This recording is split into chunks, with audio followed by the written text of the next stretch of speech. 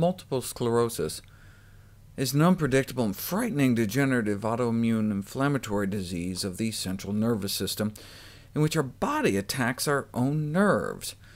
It often strikes in the prime of life and can cause symptoms in the brain, cognitive impairment in the eye, painful loss of vision, tremor, weakness, loss of bladder control, pain, and fatigue.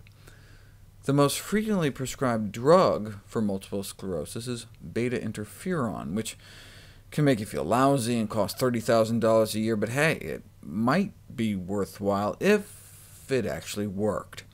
We learned last year that it doesn't seem to prevent or delay long-term disability. That leaves chemo drugs like mitoxantrone that causes irreversible heart damage in 1 out of every 8 people who go on the drug, and treatment-related acute leukemia. It causes leukemia in nearly 1% of people who take it. But hey, MS is no walk in the park. If only there was a cheap, simple, safe, side effect-free solution that also just so happened to be the most effective treatment for MS ever described.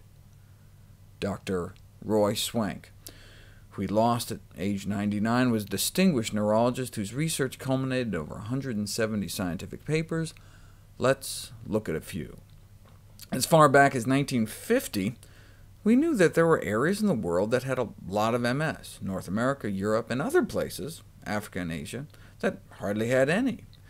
And now we have all these migration studies showing that if you move from a high-risk area to a low-risk area, your risk drops, and vice versa. So it seemed less genetics and more lifestyle. Dr. Swank had an idea, as he recounted in an interview with Dr. John McDougall at the ripe young age of 84.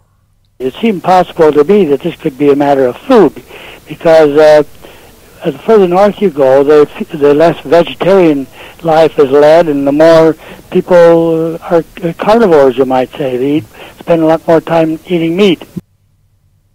After looking at the multiple sclerosis data from World War II in occupied countries where meat and dairy were rationed, and his famous study in '52 finding the frequency of MS directly related to the amount of saturated animal fat consumed daily in different areas of Norway, he concluded it might be the animal fat, so he decided to put it to the test by restricting people's intake of saturated animal fat. Here's his first 47 patients, before cutting out about 90% of the saturated fat from their diet, and here's after, showing a decrease in both the frequency and severity of MS attacks.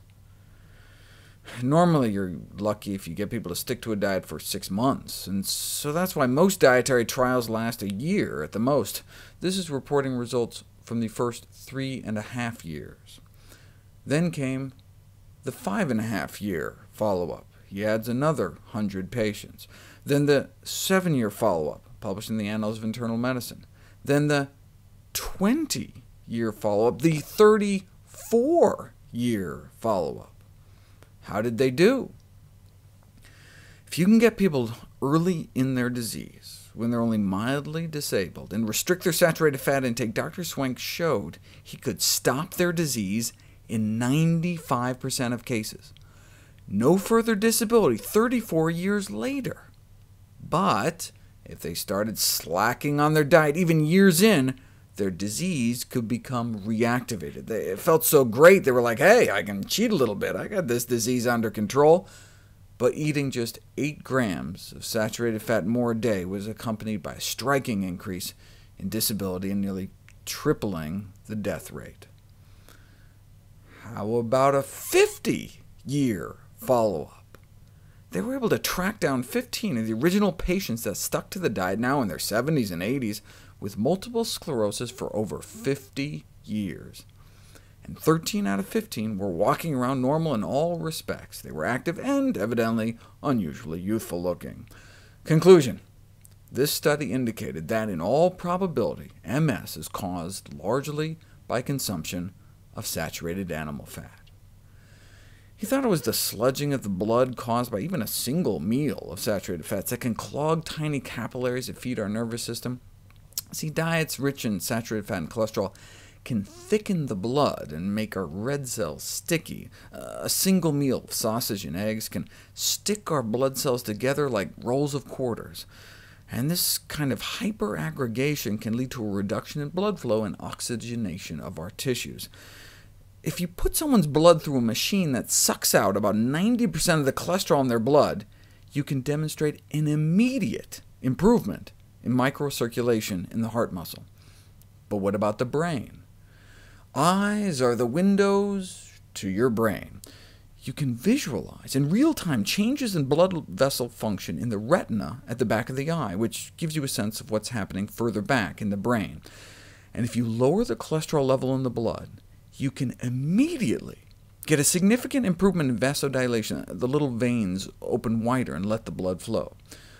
So yes, it could be the saturated fat leading to clogging of our capillaries, but now we know animal fats can have all sorts of other deleterious effects, such as inflammation, so who knows what the actual mechanism may be by which cutting animal fat can cut MS progression.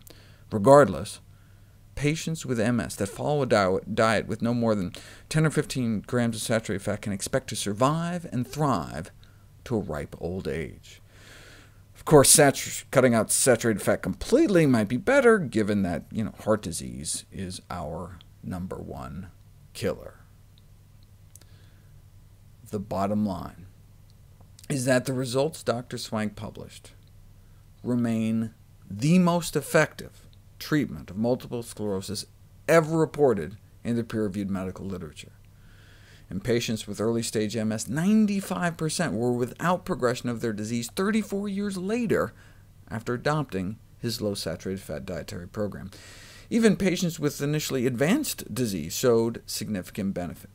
To date, no medication or invasive procedure has ever even come close to demonstrating such success. Doesn't cost $30,000, doesn't give you leukemia, and works better. Of course, this all begs one big obvious question.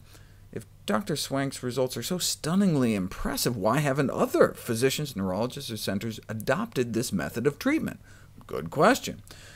One reason may be that MRI machines weren't invented until the 1970s. MRIs are how we track the progress of MS today. We don't have to rely on patients' subjective reports or doctors' clinical judgments. We can see the disease get better or worse right there in black and white.